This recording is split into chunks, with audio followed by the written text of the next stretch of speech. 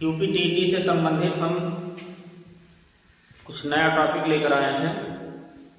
कोण से संबंधित कोण का क्वेश्चन जो आता है, जब कोण का प्रकार जानेंगे तब भी हो पाएगा। कोण कितने प्रकार के होते हैं, कौन सा कोण कितने अंश का होता है। सबसे पहले आप हमारे चैनल पर अगर नए हैं तो हमारे चैनल को सब्सक्राइब करिए, कमेंट बॉक्स में कमेंट लिखिए। तो आइए देखते हैं। जैसे कोण मेन रूप से 5 प्रकार के होते हैं। जो कोण 6, 7, 8 में पढ़ाया जाता है वो कोण होते हैं 5 प्रकार के। पहला कोण होता है न्यून कोण। न्यून कोण वह कोण जो 0 अंश से बड़ा और 90 अंश से छोटा होता है। इसका अर्थ ये हुआ कि 1 अंश से लेकर 89.99 तक कौन सा कोण होगा, न्यून कोण। वह कोण जो 0 अंश से बड़ा तथा 90 अंश से छोटा होता है न्यून कोण कहलाता है। तो जैसे दे दिया कि 45 अंश कौन सा कोण है, ऑप्शन में दिया न्यून कोण, समकोण, अधिक कोण और ऋत्विज कोण। तो कौन सा सही रहेगा, न्यून कोण। न्यून कोण वाले पर गोला बनाइए। 45 अंश, 60 अंश, 70 अंश, 75 अंश। जैसे 30 अंश। 30 अंश का कोण क्या होगा, न्यून कोण।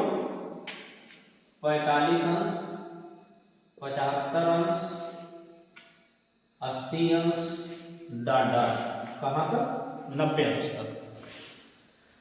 तो न्यून कोण हो गया वह कोण जो 0 अंश से बड़ा तथा 90 अंश से छोटा होता है, न्यून कोण कहलाता है। जैसे 30 अंश, 45 अंश, 75 अंश, 80 अंश। दूसरा आया समकोण। दूसरा कोण होगा समकोण, वह कोण जो 90 अंश का होता है। केवल सिंगल होता है कितने अंश का, 90 अंश का, उसे कहेंगे समकोण। जैसे न्यून कोण में 0 अंश से 90 अंश तक होता है और जो 90 अंश का कोण बनता है उसे क्या कहते हैं, समकोण। अब समकोण पूछेगा तो केवल 90 अंश वाले पर निशान लगाया जाएगा। तीसरा है अधिक कोण। अब अधिक कोण आता है 90 अंश के बाद। जो कोण 90 अंश से बड़ा, कहां तक, 180 अंश से छोटा, वह कोण जो 90 अंश से बड़ा तथा 180 अंश से छोटा होता है अधिक कोण कहलाता है। तो 3 कोण हो गए, न्यून कोण, समकोण, अधिक कोण। अब अधिक कोण जैसे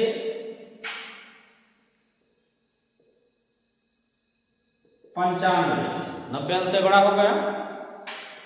105 अंश, 90 अंश से बड़ा हो गया। 120 अंश, 90 अंश से बड़ा हो गया। डाट डाट ऐसे चला जाएगा 179 अंश तक। तो इसको क्या कहेंगे, अधिक कोण। चौथा आता है, इसका नाम है ऋज कोण या सरल कोण। ऋज कोण या सरल कोण वह कोण जो 180 अंश का होता है। वह कोण जो 180 अंश का होता है ऋज कोण या सरल कोण कहलाता है। तो समकोण 90 अंश का और ऋज कोण 180 अंश का।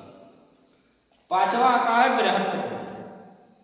बृहत् कोण वह कोण जो 180 अंश से बड़ा और 360 अंश से छोटा होता है, उसे क्या कहेंगे, बृहत् कोण। ये जैसे 180 अंश से बड़ा 185 अंश, 195 अंश, 270 अंश, ये सब क्या आएंगे, बृहत् कोण। कौन से कोण में आएंगे, बृहत् कोण।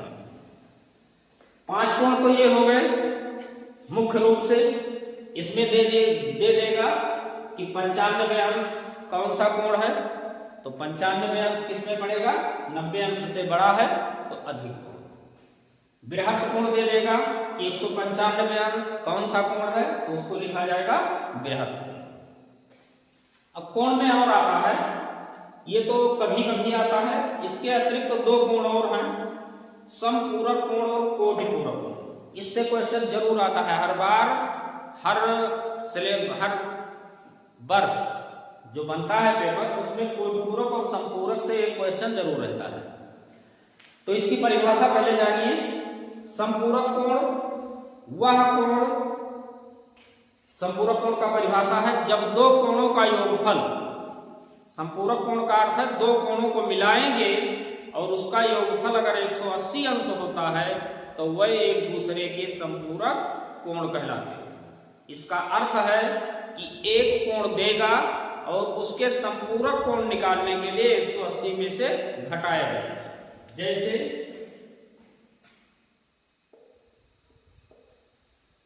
अगर पूछ लिया कि 120 अंश का संपूरक कोण, तो संपूरक पूछेगा तो 180 में से क्या करेंगे, घटा देंगे। 180 में से 120 घटा दीजिए, कितना बचेगा, 60। तो 120 अंश का संपूरक क्या बनेगा, 60।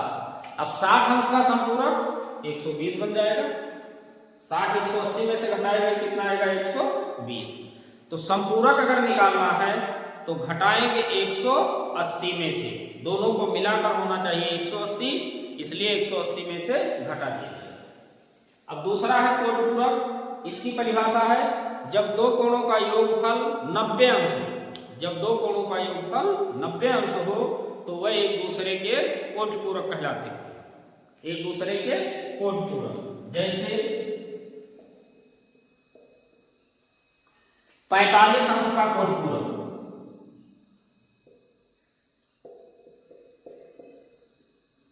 45 अंश का कोटपूरक, तो किसमें से किससे घटाएंगे, 90 में से। तो 90 में से 45 घटाएंगे, आएगा 45 अंश। इससे क्वेश्चन बनता है कि वह कोण बताइए जो स्वयं का कोटपूरक हो, वह कोण बताइए जो स्वयं का कोटपूरक हो। तो स्वयं का 45 का कोटपूरक 45। वह कोण बताइए जो स्वयं का संपूरक हो, तो 180 होता है संपूरक, 180 का आधा करेंगे तो 90, 90 का संपूरक 90, 45 का कोटपूरक 45। संपूरक और कोटपूरक से इसी तरह से क्वेश्चन बनते हैं।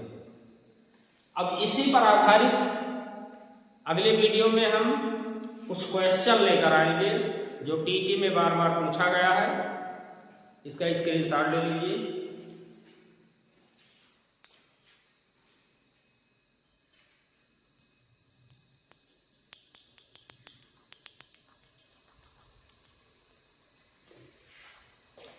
अब कोण से संबंधित अगले वीडियो में क्वेश्चन लेकर आएंगे।